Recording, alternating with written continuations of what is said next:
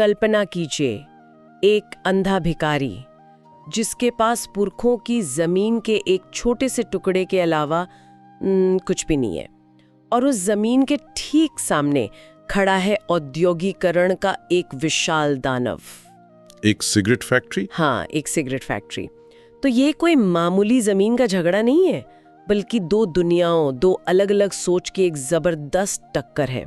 आज हम जिन स्रोतों की गहराइयों में उतर रहे हैं वे प्रेमचंद के कालजयी उपन्यास रंगभूमि के कुछ अंश हैं, और हमारी कोशिश ये समझने की है कि कैसे एक अकेले बेसहारा इंसान की लड़ाई पूरे देश की लड़ाई का आईना बन जाती है। बिल्कुल। हमारा मकसद सिर्फ कहानी सुनाना नहीं है, बल्कि किरदारों के जरिए उन बड़ी ताकतों को समझना है जो उस दौर के समाज को बना और बिगाड़ रही थी। यहाँ सवाल सिर्फ जमीन का है ही नहीं, सवाल है सिद्धांतों का, प्रेम का, कर्तव्य का और इंसाफ का। ये कहानी पूछती है कि असली जीत क्या है और असली हार क्या। हाँ, तो चलिए इस कहानी को परत दर परत खोलते हैं और इसके किरदारों की दुनिया में उतरते हैं। तो चलिए कहानी के दिल में उतरते हैं। इसका हीरो, जैसा हमने कहा, कोई राजा या योद्धा नहीं, बल्कि एक अंधा भिखारी है, सूरदास। ये अपने आप में कितनी अनोखी बात है। हाँ, सूरदास इस कहानी की आत्मा है। वो अंधा है, गरीब है, लेकिन नैतिक रूप से शायद सबसे मजबूत किरदार है। अच्छा। उसके पास पुरखों की बस थोड़ी सी जमीन है जिसपे वो कोई महल नहीं बनाना चाहता। उसका सपना बहुत बहुत सादा है। क्या सपना था उसका? एक कुआं खुदवाना, एक मंदिर और एक धर्मशाला बनवाना, ताकि पूरा समुदाय उसका इस्तेमाल कर सके। ये उसकी व्यक्तिगत इच्छा थी ही नहीं, बल्कि पूरे समाज के लिए एक विरासत बनाने का सपना था। और इसी सपने के सामने आके खड़ा हो जाता है मिस्टर जॉन सेवक और उसका सिगरेट कारखाना। बिल्कुल, और जाहिर है यहीं से टकराव शुरू होता है। हाँ, जॉन सेवक एक व्यवसायी है। उसकी नजर में सूरदास की जमीन कारखाने के लिए सबसे सही जगह है।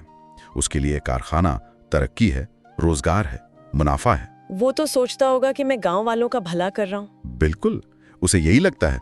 और यहीं पे दो अलग अलग दुनियाएं टकराती हैं।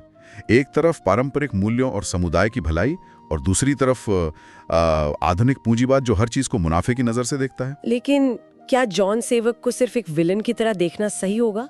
वो तो अपनी नजर में तरक्की ला रहा था, नौकरियां पैदा कर रहा था। बहुत अच्छा सवाल है, और यही तो इस कहानी की खूबी है। सेवक उस औपनिवेशिक मानसिकता का प्रतीक है जो प्रगति को सिर्फ औद्योगिक उत्पादन और मुनाफे से तोलती है। मतलब उसके लिए गांव की संस्कृति, लोगों का अपनी जमीन से जुड़ाव, ये सब पिछड़ेपन की निशानियां थी। हाँ बिल्कुल, उसकी नजर में वो गांव वालों का भला कर रहा है, भले ही इसके लिए उनकी आत्मा को, उनके मूल्यों को कुचलना पड़े। सूरदास का विरोध भी बड़ा दिलचस्प है। वो सिर्फ अपनी जमीन नहीं बचा रहा था, उसे गहरा डर था। वो कहता है गरीब की घरवाली गांव भर की भाउज होती है। इस बात का क्या मतलब है यहाँ? ये एक बहुत गहरी बात है। सूरदास कह रहा है कि जब कोई चीज सबकी हो जाती है, मतलब सार्वजनिक हो जाती है, तो लोग उसका सम्मान करना छोड़ देते हैं। अच्छा। उससे डर है कि जब कारखाने के मजदूर आएंगे तो वो मंदिर की पवित्रता और कुएं की शुद्धता का अपमान करेंगे। वो अपनी जमीन को, अपने पुरखों की निशानी को उस अपमान से बचाना चाहता है। ये लड़ाई सिर्फ ईंट पत्थर की नहीं थी, ये इज्जत और सम्मान की लड़ाई थी। सही कहा, इज्जत और सम्मान की। और इसमें एक और परत है, सामाजिक वर्चस्व की, जिसका जिक्र स्रोतों में बार बार आता है। इसका मतलब यहाँ क्या है?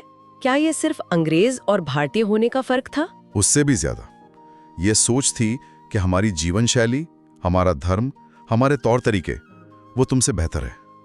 जॉन सेवक और उसका परिवार ईसाई है, और वो खुद को अंग्रेजी शासकों के करीब और भारतीयों से ऊंचा समझता है। खासकर उसकी पत्नी मिसेस सेवक, वो तो भारतीयों से खुलकर नफरत करती है। तो ये सिर्फ एक आर्थिक लड़ाई नहीं रह जाती? नहीं, बिल्कुल नहीं। ये एक सांस्कृतिक और सामाजिक दादागिरी की लड़ाई भी बन जाती है। तो एक तरफ सूरदास अपनी जमीन और सिद्धांतों के लिए लड़ रहा है, लेकिन प्रेमचंद दिखाते हैं कि ये लड़ाई सिर्फ बाहर ही नहीं, लोगों के दिलों के अंदर भी चल रही थी। और इसकी सबसे बड़ी मिसाल है विनय और सोफिया की कहानी। हाँ, ये कहानी का दूसरा बड़ा धागा है।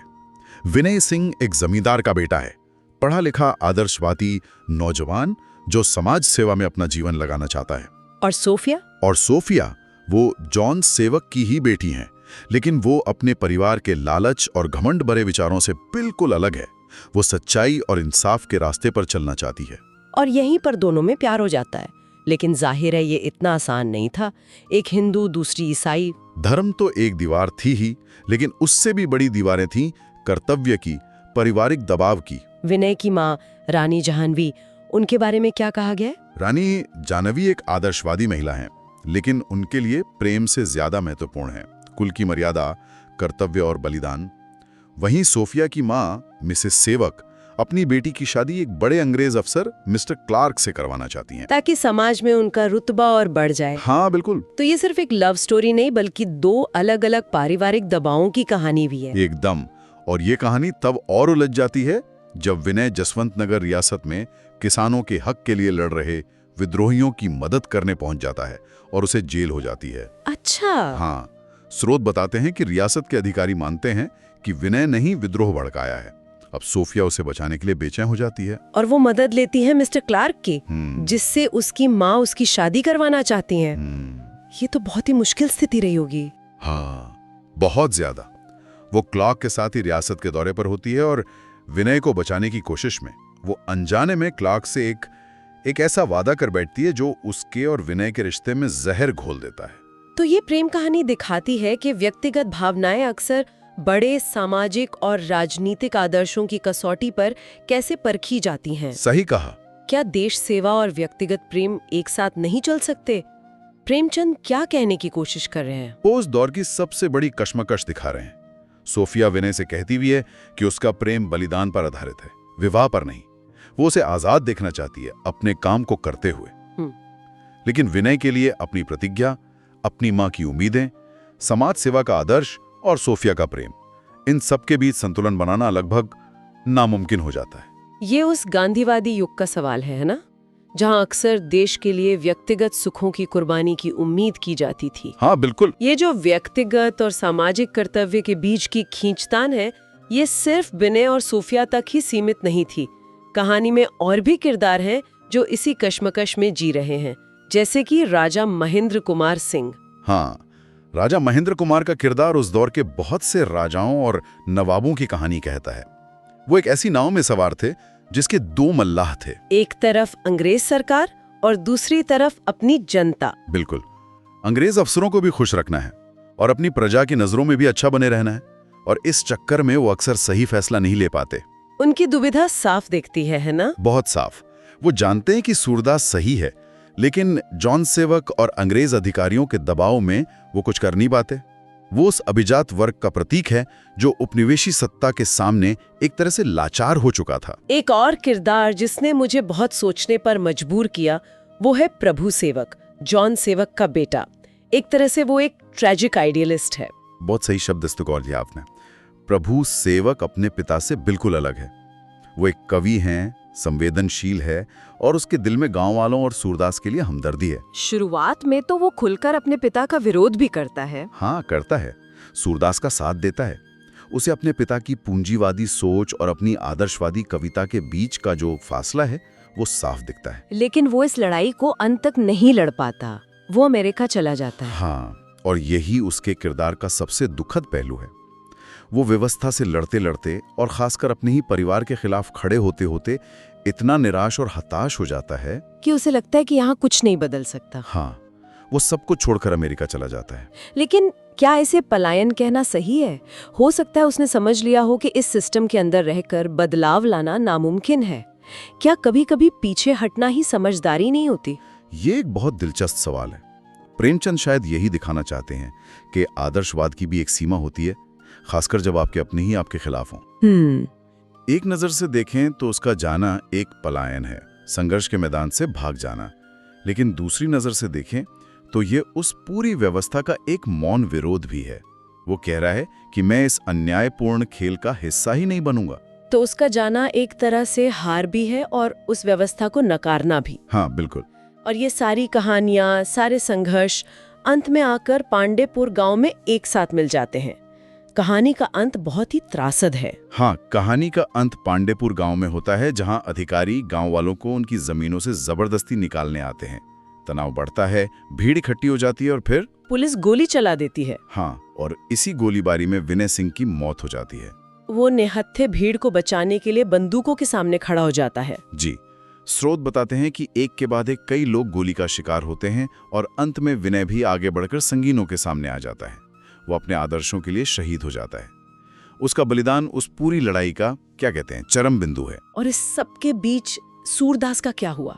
उसे तो अपनी जमीन गंवानी पड़ी, उसका झोपड़ा जला दिया गया।